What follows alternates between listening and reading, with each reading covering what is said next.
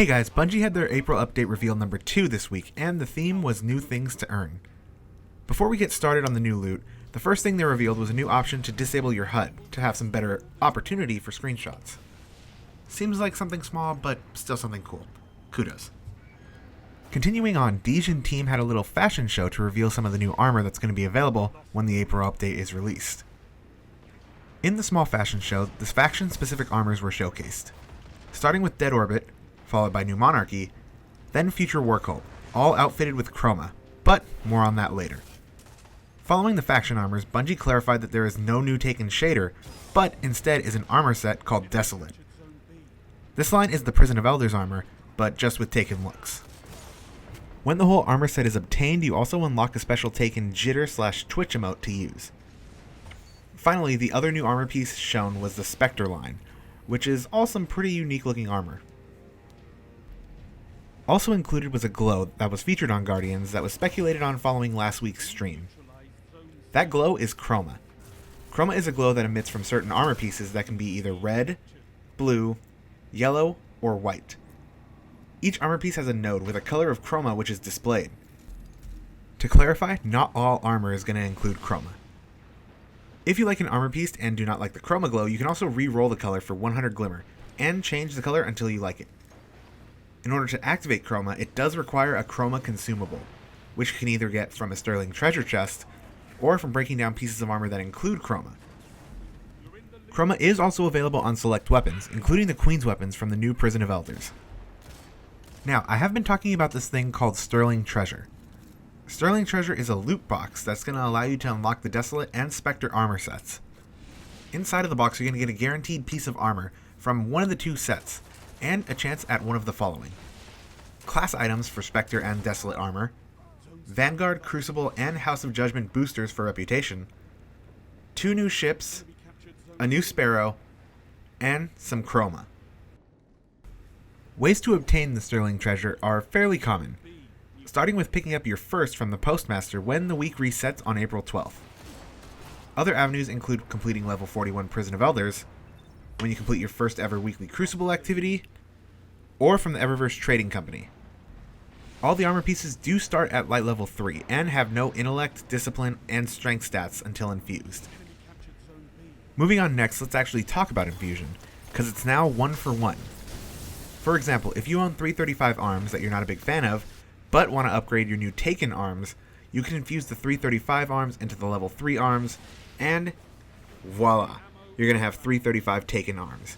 No more in between, no more trying to guess around what the number is going to be. It's just a trade-off at this point. Vault space has also been increased to support the new changes, adding a new tab and increasing space to 108 for armor and weapons. Let's go on to weapons. Bungie started off showing weapons that were some old favorites, starting with some Year 1 legendaries that are on their way to Year 2. The full list is the Devil You Know, Shadow Price, the LDR 5001, Badger CCL, the Comedian, the Swarm, Y09 Longbow Synthesis, Grim Citizen 3, 2 to the Morgue, Zombie Apocalypse WF47, the Saturnine Rapier, and Lord High Fixer. These are all available upon ranking up the Vanguard and the Crucible. Ranking up in general should also be a lot easier, as rep gains have been increased greatly. So far, there is no info on any new exotics that are on their way, but Bungie's Instagram did showcase a handful of Year 1 exotics that are being moved to Year 2. The list for these includes Queenbreaker's Bow, Lord of Wolves, Drake's Promise, Patience in Time, Universal Remote, Purifier Robes, Eternal Warrior, Lucky Raspberry, ATS-8 Arachnid, ACD-0 Feedback Fence, Khepri's Sting, the Glass House, and Sunbreakers. Also shown were some Taken skin weapons, such as a Taken Sword, which is a Void Sword reskin by the looks of it. Also, a Taken Shotgun was announced to be a strike exclusive to the new Winter's Run strike. There are also new ways to reach max light, as Bungie cleared up any whispers about ways to reach max light by saying that there would be multiple ways. Those ways are going to be King's Fall Hard Mode, following a hotfix released post-update, will actually drop 335 gear. Iron Banner, Trials of Osiris, strike-exclusive weapons have a chance to be 335, and from the Challenge of the Elders. pretty good, I would say. After the stream, Bungie took to their weekly update to clear a few more questions and inform us. In the weekly update, they stated that Varrix's Year 1 inventory, such as the ships and shaders, will be able to be obtained via ranking up House of Judgment. Exotics are also able to be 1-for-1 infused, as it was not shown on the stream itself, and some questions did follow up. Also, if you have Year 1 legendary weapons that will be returning, such as Shadow Price, you will not be able to infuse those weapons if you currently have them, but will instead have to acquire the Year 2 versions of them.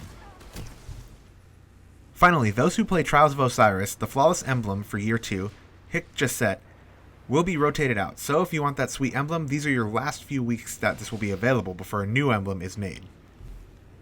Okay, before I go, while I was editing this video, a new exotic was released, and it's a PlayStation exclusive called the Zen Meteor. An exotic sniper rifle, which looks similar to the Hunter exclusive Stillpiercer. Here's what it looks like, but as for stats or anything else, it's not really known just yet.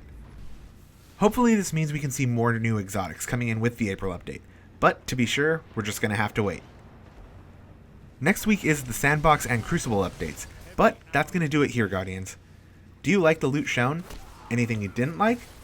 Let me know in the comments below, and as always, be sure to like the video if you enjoyed it, and subscribe for more Destiny content. Thanks for watching.